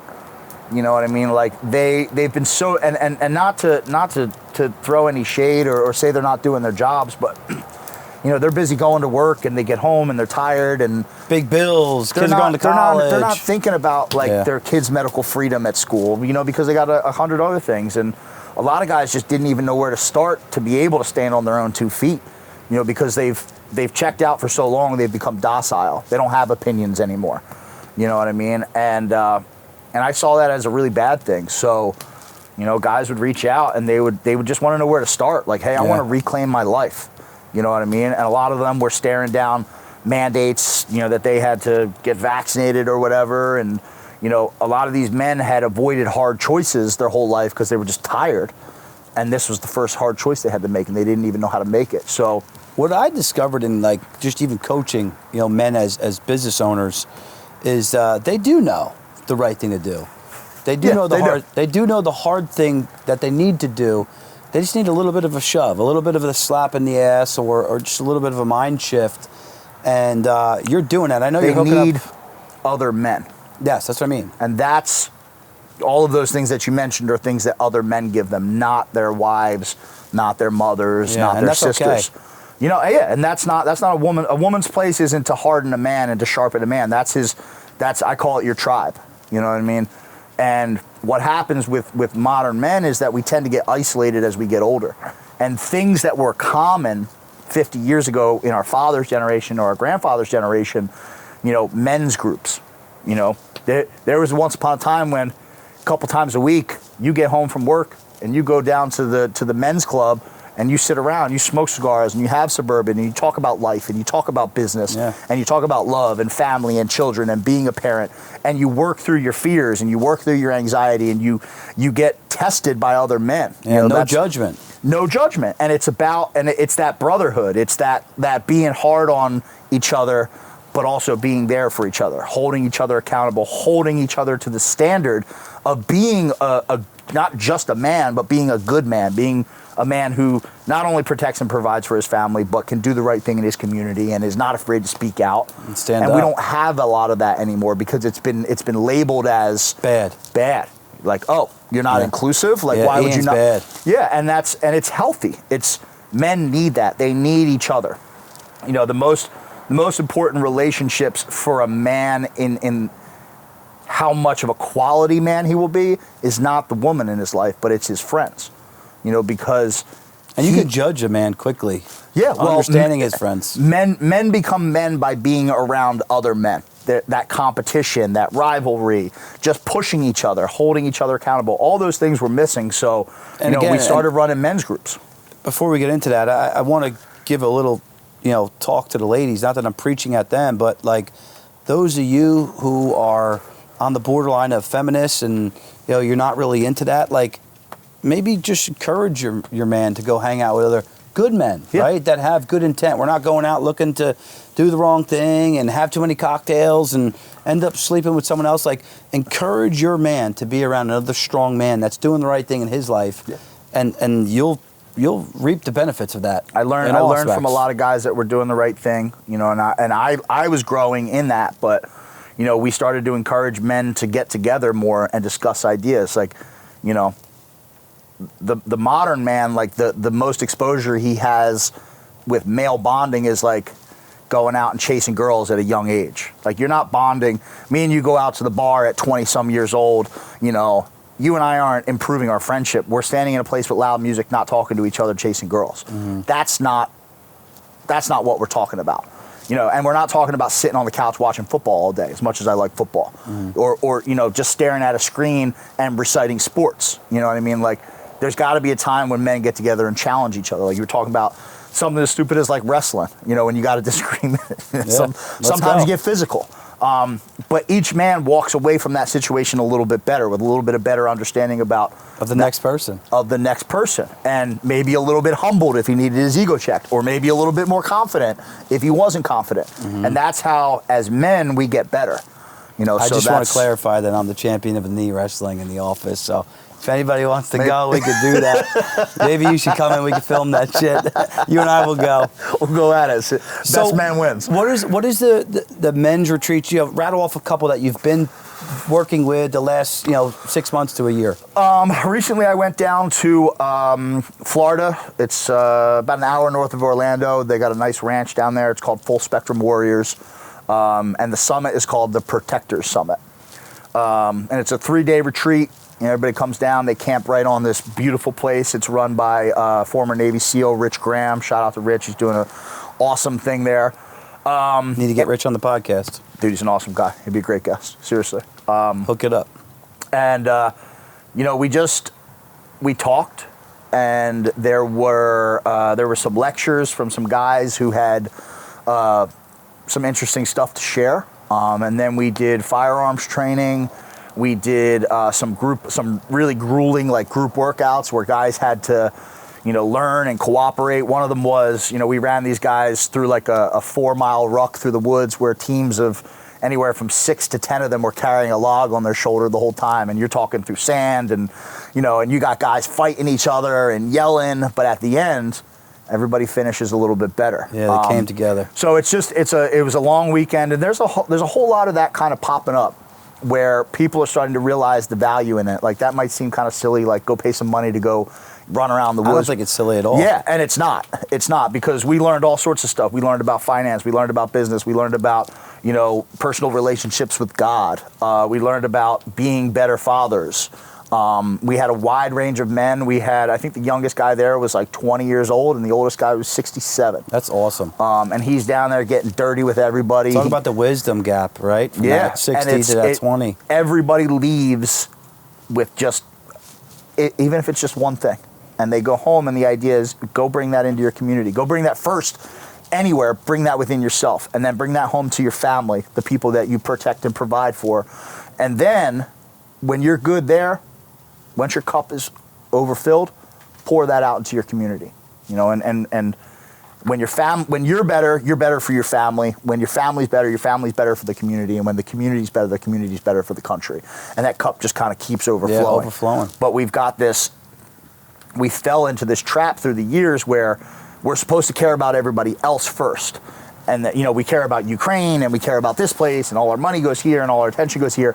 And then we care about our communities. And then if we have something left, we care about our families. And you look at the family unit falling apart and you wonder why. It's because everybody, by the time they get back to themselves or back to that tight unit, the only thing that you have control over in the whole world is you and your family. I say it all the time, everything takes money. Yeah. And if I don't have money to fully pay my bills and launch this podcast to help others, right? I'm not doing the right thing. If my bills aren't paid and I'm launching this podcast, I'm not helping anybody because I'm going to go under quick. Yeah. Everything takes money. Yeah. And a lot of people look at money in the wrong light. Second thing I want to say, you talk about being a father. Congratulations. Thank you. You Almost. got a very healthy baby boy coming. 36 weeks and about 6 pounds. Any names out there yet? Of course. First boy is a junior. It's junior? All Yeah, right. he's an He Ian better junior. be. Yeah. Better be American flag next to his name. Absolutely. in I'm the a hospital. tattoo. He's going to get a tattoo at 1. I love it. And then, you know, talk quickly just, you know, about the CBD company as well as your wellness clinics. You know, give us a little overview of what you have going on with there. Yeah, so after the gym, you know, after we got our business license back, I sold my shares of the gym to my partner. He's running the gym, doing everything there. But at that point, my network had grown where there were new opportunities and new things to do. I mean, like you had steak with Trump and Yeah, you know what I mean? yeah. Donald I got quite the Rolodex. Yeah. You know what I mean? And that's a direct result of us doing the right thing. Good people came to us from all over and supported us. And I've now have friends that with people that I never even Couldn't thought. imagine. Yeah. So I looked to some other things for business. So one of the things I'm involved with now is called Summit Rejuvenation Clinics, and we own 5 clinics in Missouri. And we service all 50 states. We do hormone therapy. So we work with men and women, but we work with a lot of men. A lot of men are walking around these days with low testosterone. You know, the levels of testosterone that you have, you know, say me in my body at 36 naturally are about 50% less than what my father and my grandfather had. So give me some numbers. What should I be at? Well, the medical establishment will tell you anywhere between The U.S. military helicopter. 300 and 800. But they have changed that scale. So when your father was going to the doctor at your age, or your grandfather, that scale was like 500 to like 1100 or 500 to 1000, whatever it was. But the medical establishment just shifted that scale downward. So they'll tell you if you have 300 that you're totally fine, but you're walking around feeling like absolute shit. You're tired, you're not focused, your libido might be gone, you're putting on body fat at a quicker rate, you're not recovering well, no matter how much you sleep, you still feel like shit, you're irritable, all these things. And guys are going to the doctor, getting blood work, and a lot of these doctors are saying, well, you're at 300, you're fine. The reality is you're not. You know, as a man in your 30s or a man in your 40s, you should be up in the 700-800 range. So let me ask you, the common negative thing that's spoken about it is, you know, the cancers that it may spark, or all these negative things because you're injecting. Yeah, it is. At the end of the day, natural testosterone, but it's a synthetic. Yeah, it's synthetic. It's a pharmaceutical. So, what do you have to say about that? How do you combat that? Well, you want to take the approach. You know, you don't ever want to rely wholly on pharmaceuticals. That's not a good option. Obviously. I think at all. Yeah, obviously. You know, coming from somebody who fought, you know, big pharma and everything. But today's world, we're being sort of poisoned by convenience. Everything that you eat or drink touches plastic. There's environmental toxins. You're drinking water. Yeah. You know, is Oils filled with pharmaceuticals. Soy oil. All these things are slowly kind of having a detrimental effect on your level. So even with the best lifestyle choices, a lot of men are still swimming against the current, trying to get normal, natural levels. Yeah, I think I was at 400. I need to juice that up. Yes, you should. Yeah, let's get connected on that. Absolutely. You'll feel 10 times better, being double that level. So we don't advocate for just reliance on that. But what that can do is kind of push you in the right direction to, alongside of that use of pharmaceuticals, to change your lifestyle, right? It's like a positive feedback cycle. So you're feeling like crap, you're not really performing in the gym, your levels are low. You come in, you get a consult, you get some blood work, we put you on the minimal amount to get results. Yeah. A lot of the misconceptions and the taboo. Recovery is tough for me. When you get after it hard, recovery is there's one no of them. recovery. Absolutely. So, and that testosterone has an effect on all that. So, what happens though is if I make you feel a little bit better, by putting you on a very low dose of testosterone to bump your levels up, you're going to recover better. You're going to have more energy in the gym. You're going to get better workouts. You're going to feel better. You're going to eat better. I'm going to do more workouts. You're going to sleep better. And the more you do that, the more your test levels will naturally rise as well. So you want to always do that along good lifestyle choices. Same thing as any pharmaceutical. Mm-hmm. You got heart problems, because you're overweight or you're diabetic. Do you just rely on the insulin? No, you should also go to the gym and change your lifestyle too, to augment what you're doing. You don't want to rely on that as a fix. So we're big advocates on that. And then, the horror stories that people hear about steroids and the misconceptions and the taboo are usually told by people who did it horribly wrong. Like when you talk to guys like, dude, I went bald, I got bitch tits, and it's like, they went too hard. Well, first of all, where'd you get your stuff? You got it from the guy, China, the guy who's cooking it in his bathtub. You know what I mean? So you don't know where it's coming from. You don't know if it's properly dosed. And then a lot of guys, they don't even know what they're doing. And it's, if you're going to go down that route. Yeah, they're not taking blood work. They're not monitoring the blood. Exactly. If you do it under the guidance of a professional and you do it with blood work, it can be done relatively safely. Are there still some risks? Yeah. Sure is. Absolutely. I'm more interested in it. But it's about approaching it in a sensible manner. Like I said, those horror stories are from guys, you hear about the guy who lost all his hair and all this stuff. Well, what was he on? He was on testosterone and about probably 6 or 7 other things as well. And his dosage was probably, he was putting his levels up in the 2000s. Of course that's going to be bad. Yeah. Super high. That's like the bodybuilding world, right? Most guys are not interested in taking testosterone to be the next Mr. Olympia. Most guys are interested in testosterone because they're tired and because they don't have enough energy to play with their kids, or because they don't want to, make love to their wife at the end of the night because their libido's shot, or whatever it is. Yep. So it's a minimal dose for the maximal effectiveness, and we approach it with that minimalistic standpoint where we give you a little bit, see how you're feeling. Hey, you're feeling better? You don't need to take any more. It's wise. You're doing beta tests and you're figuring out what works for and every it's all individual. It's all about education. Like as a grown individual, there's no reason why you shouldn't understand your blood work. But most people, they go to the doctor, they get blood work like once a year maybe, and the doctor's like, this is good, this is bad. Go on a beta blocker, your cholesterol's too high. But they're not understanding what any of these things are. Blood work is an excellent way to get a detailed look at how your body operates from the inside. And you guys do all that. You'll come in, you'll do it. What if I'm here in Jersey, you're out in... We send you a script, you go to LabCorp, the results come to us, our doctor calls you. So you can work with people in Jersey? Work with people in all 50 states, yeah. So you go get the blood work, it comes in a week later, we call you and we say, hey, this is good, this is bad. Here's some things that we recommend in terms of supplementation, in terms of diet. If you want to go with pharmaceuticals, here's some options. And here's also some lifestyle choices that you should probably make. Maybe you should... you got a lot of guys that, with the legalization of cannabis, a lot of guys are everyday smokers. I'm an everyday smoker. That has an impact on your testosterone levels. Mm-hmm. Drinking, another thing. Mm-hmm. Stress, another thing. Lack of sleep, another thing. Working too much, another thing. You got to combat each area a little bit. Yeah, so you make the improvements where you can, and eventually the idea is that you'll be a radically different person because now you understand what makes you feel good, what doesn't make you feel good, what's healthy for you, what's not healthy for you, and you got some help along the way. You have a baseline. Yeah, and you have a good baseline.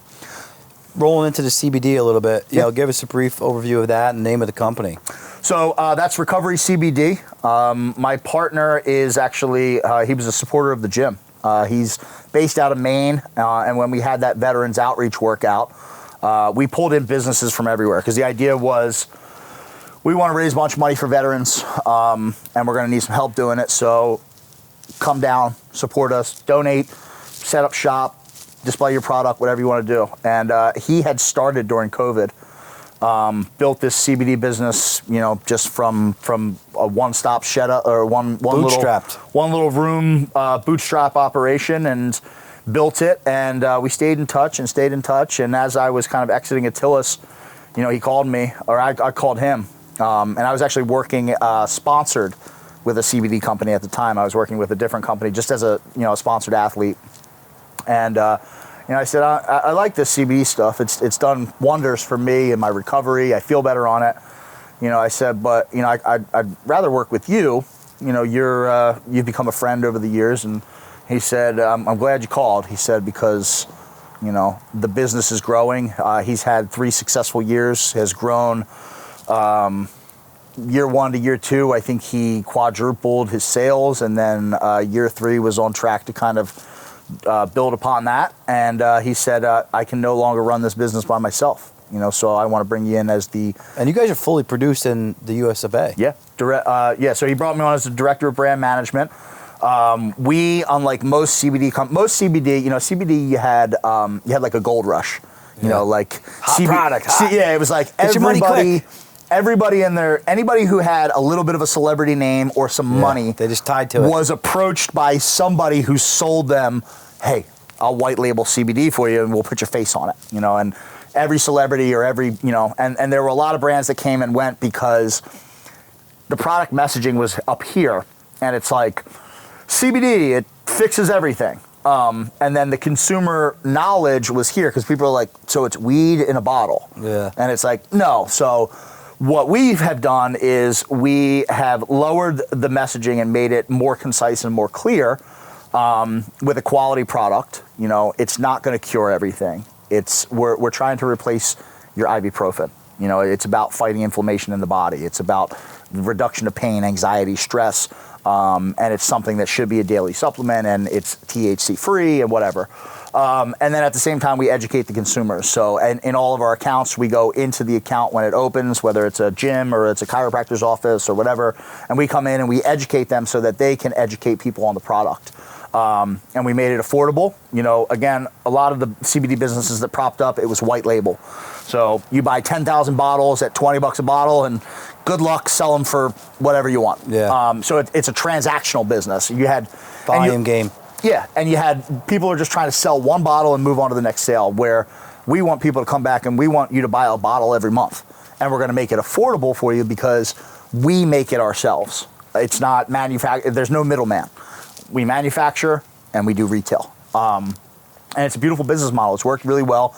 But the idea behind Leo is my partner. Leo built the business, and he always says, by not getting out in front of his skis. So we, even though we're in over 100 retail locations and we just tacked on like 30 more the other day, we produce each batch as we go. So we're never sitting on product. Yeah. We never have to get rid of anything. And because we produce it, we can say, hey, try this. Yeah. That's our game. Here's it bullshit, try it out. Yeah, try it. And if you have questions, here's how to contact us. Here's our personal email. We answer every single one. I need to try some of that. Yeah, and it's people try it, and then they're like, this is better than what I tried before because it's properly dosed, it's made right, and it's made well.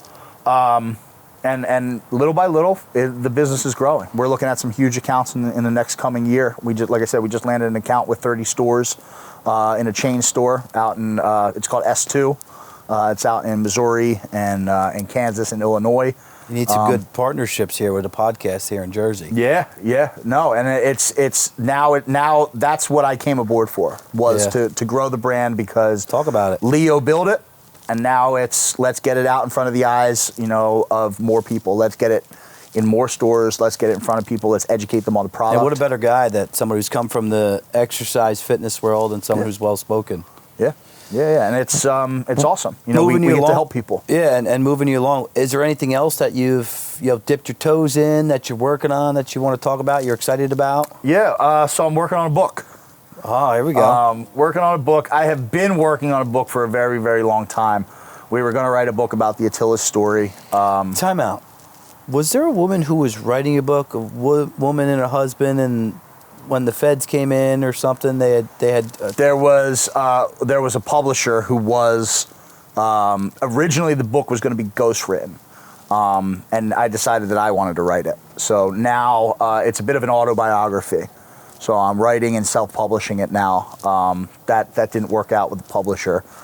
So now it's just something that I'm working on, and it's kind of what we talked about. It's a story, I talk about my accident, I talk about the struggles that I went through, what prison was like, the lessons that I learned along the way, and the journey that I've had in becoming a better person, more of an asset to my community than a liability, because once upon a time I certainly was a liability. And it's just a story, it's a story about what I've been through, but it's filled with lessons that I've learned along the way that hopefully others can learn without learning them the hard way like I did. They will. Because you don't always have to learn by banging your head into the wall. Like I have. You can shorten your learning curve a little bit. Yeah, you can learn some good lessons from other people, and that's the aim of the book. So I'm actually working on the final edit right now. That's awesome. Please let me give you one of the first couple copies. Yeah, I'll send you some copies out. Maybe we'll come back on and talk about the book. We'll talk about the book for sure. Yeah. So ending this out, I like to ask 2 questions to every guest. All right. First question: if you can give a young entrepreneur, small business owner, one tip, one saying, what would that be? Easy, man. Don't ever tell yourself the lie that many people, I think we all tell ourselves at one point, and that's I'm just one person. Everything that's happened at Atilis, started from two dumb gym owners who, we were just 2 obscure gym owners in a quiet corner of New Jersey, and we started a national movement that grew bigger than to a world movement. Yeah, to bigger than I ever could have imagined. And I've been blessed enough to talk to a lot of people who have thanked me for what I did, and told me how it inspired them, and all my life I never thought I was capable of something like that. I always said I'm just one person. Like, what does it matter what I do? Yeah, who am I? Yeah, what does it matter if I don't open my gym? What does it matter if I, who's watching me? Yeah. But you never know who's watching. Who's going to read my book? You never know who's watching you. And if you would have asked me 3 years ago if I would have had the impact on the world that I have, I would have said, nope, I'm just one person. I'm going to tell you right now, a lot of people are watching you. Yeah. And now a lot of people are watching me. There's absolutely nothing inherently special about me that anybody else doesn't have, or at least doesn't have the capacity to develop. That's the biggest thing I learned, in the financial world, getting out to conferences, guys making $2, $3, $4 million, hearing their story, I'm like, this dude's no different than me. No different. No different. It's a matter of how bad do you want it, how hard are you willing to work for it, and how long are you willing to persevere through the ups and downs. And you can do, anything. I got to give a plug to our event again coming up, the event NJ, and we're going to be talking a lot about that. Yeah, I'll be there. Yeah, please be there. My story, Keaton's story, and Nick, we're no different than anybody else. No different. You're no different as you're talking to it. You're not just one person, because don't limit your beliefs. So many people are watching you and you don't even know. And they may walk, the same footsteps, or their walk was parallel to yours, maybe slightly different, but the same. We have the same connection. No one's different. You can go obtain anything that you fucking want in the United States of America. Especially in this country. Second question. We want to give 2 shout outs, right? We talked about Phorm a lot. We talked about your other companies. Give us 2 other business owners, and obviously let's talk nationally or locally to your area that you want to give some love to.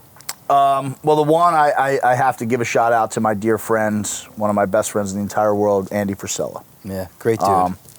He has become like a brother to me. He was there to pick up the phone when I was scared, when I was discouraged, when I was frustrated, when I was angry, when I was lost, when I was drowning. He was always there for me. And he didn't need to step in to my side. He didn't have a dog in the fight, or at least it appeared, but he said something to me one day, I asked him why he was helping me, and he said, I'm unaffected by what's going on. He said, but I'm not stupid enough to think that They won't come for me. when they're done with me, they won't come, or when they're done with you, they won't come from me. And a ton of people stepped up. I don't mean to discredit anybody, but nobody stepped up more personally for me than Andy, bringing me into First Phorm, bringing me on as an athlete. But even just on a personal level, he's taught me a lot. He helped me navigate fame, helped me not get lost in it, because a lot of people, the cameras are on them, and all of a sudden ego. You forget and there were many times where he had to check me, where he was like, "Bro, don't get your head too big." Yeah. And he kept me grounded through it all. So just a huge shout out to him. 75 Hard, my whole crew did it last year in January. Man, good program. Yeah, the biggest thing I had taken from it, Andy, if you see this, is the intention with your time. That's it. Holy shit, man! It's the most valuable resource you have. I thought I was busy. Yeah. All of a sudden, you got 2 young kids. You're sneaking in to work out, and 2 workouts. You're reading those pages. You're drinking that water. You're staying on that diet. You're still working. Mm-hmm. Like, man, be intentional with your time. Like, that was the most powerful thing I taken from it. And you learn to do the things that you don't want to do, even when you don't want to do them, and you learn that you're capable of so much more. Andy's leading. Andy's leading for a lot of guys who walked in my footsteps. He definitely is. It's another dude that came from nothing. Yeah, came from fucking nothing, man. Came from a dirt road in St. Louis. And Andy, I say this in the most loving way. I'm fucking coming for you, bro. Like these guys, and he likes it. He absolutely wants you to come for him. Yeah, because that's what keeps him going, and that's and it's about hey, if we're all competing for that first spot, guess what? We're all gonna win. Yeah, we're all gonna wind up in the winner's circle. All boats rise with the fucking tide. That's fucking right. That's right. So, who's your second person? Give us your second, and we'll round this out. Man, the second person, it's not even business. It's just, I got to give a shout out to all the people that made this all possible. If it was 2 dumb gym owners who opened their gym and nobody cared about what we did, and whether you were a member of the gym, whether you were just somebody local in New Jersey, whether you were somebody from around the country or around the world, people gave us that ability to do something impossible. They gave you the power. We stood toe to toe with one of the most powerful governors in this country and drew a line in the sand and said, "Try us." And they did. They pushed on you hard. We were able, no matter what, to persevere because people got behind us. They believed in us. They gave us love, support, prayers, financial support, bodies in the gym, volunteer time, just resharing the story. I mean, all of it is a true testament to what happens when we can work together. And I'm very, very thankful for that, because if nobody cared, we would have opened our gym. They would have hit us with some fines that we weren't able to pay. They would have locked us up, and nobody would have ever knew about Atilis. It would have been 2 guys. Dead story. Yeah, it would have been a dead story, and that's it. And the story of Atilis wouldn't have traveled around the world, and we wouldn't have been able to persevere and show the world that, it is... Freedom matters. It is okay to stand up for what you believe in. And I'm going to tell you right now, you'll come through on the other side all right. I don't know everything, but I know you're going to do big shit, dude. Like, bigger than you have already done, and I hope I could just eat off the crumbs of that and come alongside with you, dude. Seriously. Maybe we'll host an event together. Yeah, we should, dude. I would love to do some shit with men. Yeah. I think that's a big emphasis. We don't put enough emphasis on having our queens at home with our kids anymore. Women got to go to work and they got to be CEOs, and I'm not mad at any of that. But to have my wife at home, my 2 kids, I can get out and run like a thoroughbred every day. There's nothing better. Let me protect. That's the dynamic of teamwork, and I think people are starting to see the value in that. We lost that, for one reason or another, and women were told that it was somehow lower of them to stay at home and be a mother. But to me, there's nothing more important than having somebody who is willing to do that job day in, day out. And it's the hardest fucking job. You. Yeah, and that's the harder job. I'm going to work all day. Yeah. But to trust you to go out and provide and to put all of her faith into you, that's what That's what being a man's all about. Fuck yeah. Is having people who depend on you and going out and getting it done every day. That lights and a fire under your ass. When you have that, exactly, you just took the words right out of my mouth. Lights a fire under your ass like nothing else. Yeah. And that's what people need to do. And then business ownership, like jump off that cliff, light that fire, get rid of every resource, and go for it for your family. Jump in the deep end. Ian, this has been fucking awesome. Again, an honor. Amen. I really appreciate you. Everything that you did as a business owner, people who may look at you the wrong way because they were on the other side of COVID or whatever it may have been. You're a smart guy. You're a smart business owner. You've been very tactful. And again, I think you're going to do big things. Well, Cheers. thank you. Thanks Appreciate again. it. Cheers, brother.